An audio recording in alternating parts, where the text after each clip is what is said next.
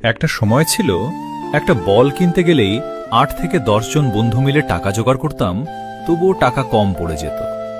কিন্তু আনন্দটা কখনো কম ছিল না। বিকেল হলেই মাঠে এক ডাকে সবাই হাজির।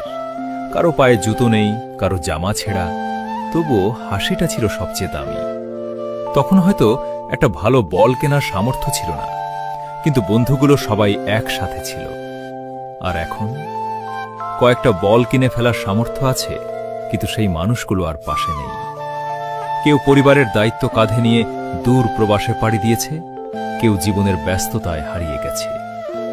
এখন বিকেলে মাঠে নামলেই বুকের ভেতরটা কেমন যেন খালি লাগে, কারণ এই মাঠটাই একদিন আমাদের হাসি আর শৈশবের সবচেয়ে সুন্দর স্মৃতির সাক্ষী ছিল।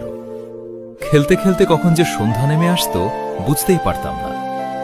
এভাবেই হারিয়ে গেল আমাদের শৈশব, রয়ে গেল শুধু স্মৃতি আর কিছু প্রিয় মানুষ।